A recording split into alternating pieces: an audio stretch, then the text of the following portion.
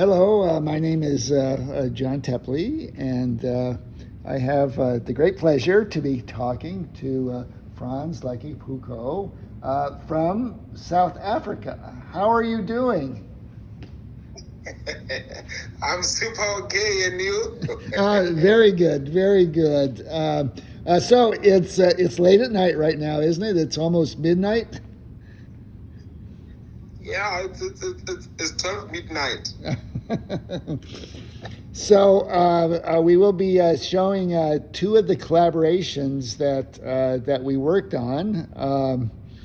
Uh, could you tell me when you're starting a work, what are some of your first thoughts? Like how do you Um, begin a painting? I do research most of the time, depending on the concept that I'm working on.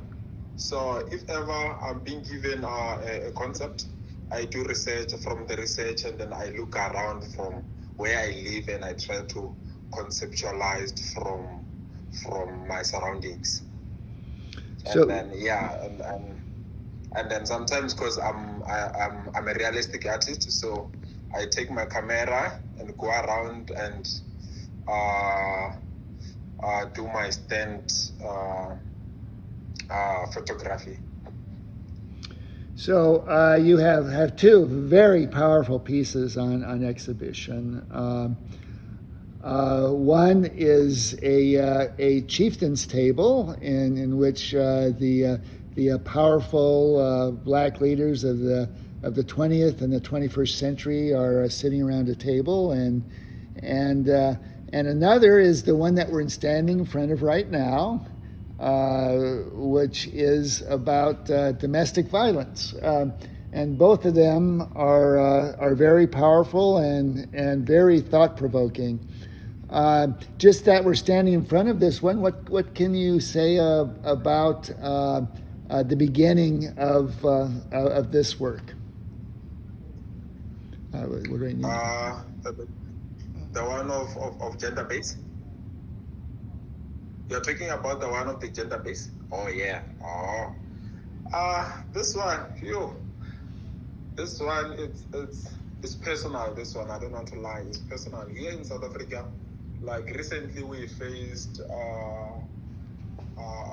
too much of killing of women, like by their boyfriends and husbands and stuff like that. Like every week, there's a news, a woman being raped and killed, and a man killed all his and family and stuff like that. Even in my neighborhood, like my own street. So it was personal, based on uh, I'm from I'm from uh, I'm from the family of a lot of women, and I think there's a three boys. It's me and two of my younger brothers, and then others, they are women, and my cousins and cousins of cousins and stuff like that, and my mom and my auntie and stuff like that. And it's very scary to see all of those things happening to women. So sometimes I wonder, what if whatever happens, it happened to my sister or my younger sister or my cousin or my mom or my auntie? I don't think I'm gonna like it. So as a man, I believe we should respect all women, all our sisters, like it's ours. Respect women like we respect our own sisters or our own mothers.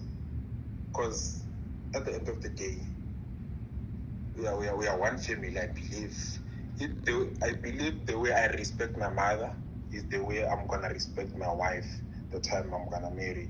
And then my mother told me, we must respect women.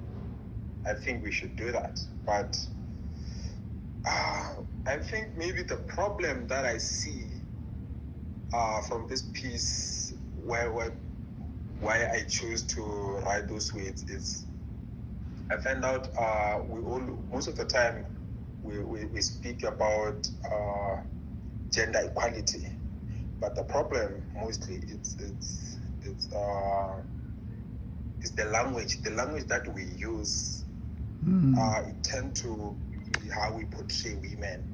Like for example, it's most of the time as young boys, we use slang language, derogatory language, where we name all this, we use all this wrong name or negative names that we use on women.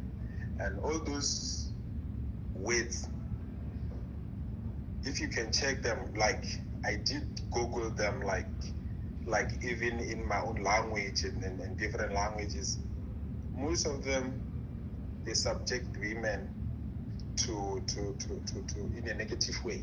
It's either subject women as a fruit or a vegetable or something that need to be eaten sexually and all of those things, wrong things. Well, I think that it's what's encouraging the young man. Because if I can call other girl from next door, I said she's a bitch, and I will believe it because I live like that every day. Oh, I love this bitch, I fuck this bitch. All this language, it's how I'm gonna growing portray women like that. And I believe if ever I subject women like that, it means all of those things that I wrote there, I'm gonna do them because I see them as just things, so things to use. Some people just to help me. Sometimes I'm not grateful and stuff like that. Right. I think, yeah. Yeah, I think it's so powerful too that you are saying this from the perspective of a man, because a lot of times men will not listen if it's not coming from the voice of somebody who looks like them or is more, or they don't see as more powerful than them. So I think it's very good that you did this as well, as from the perspective of a man, so that other men can heed and listen to the people that they are hurting. So thank you for doing this piece. Yeah. Yeah, man. Thank you. Let me turn the camera around. Yeah. Oh, good. Okay. Well, come join us on Saturday at 2 p.m. Our time, which will be 11 p.m. in South Africa, and we will have a further discussion with Lucky. Thank you very much, and we will see you soon. Yeah, and I like to apologize. During that time, I was supposed to send some of my artworks.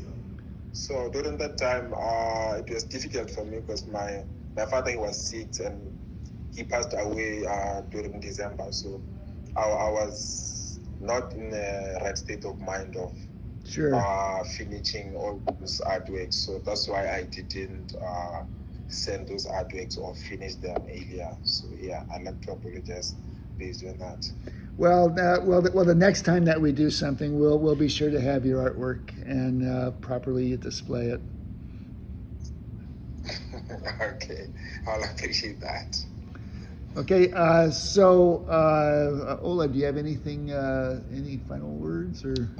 No, I just want to say, thank you. It's an honor to work with you. When I saw your artwork, I was intimidated at first. I was like, wow, such a great artist to, to live up to that standard. But it inspired me to do a very good job and something that I hope that you would be proud of too. So, yeah, I'm just honored to be working with you.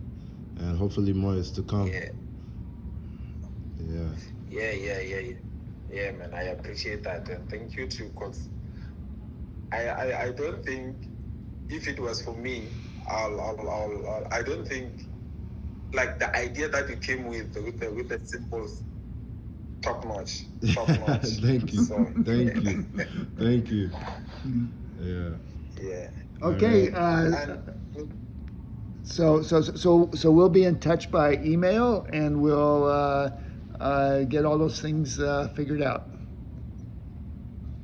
All right. no problem. No, I appreciate your time, sir. Bye for now.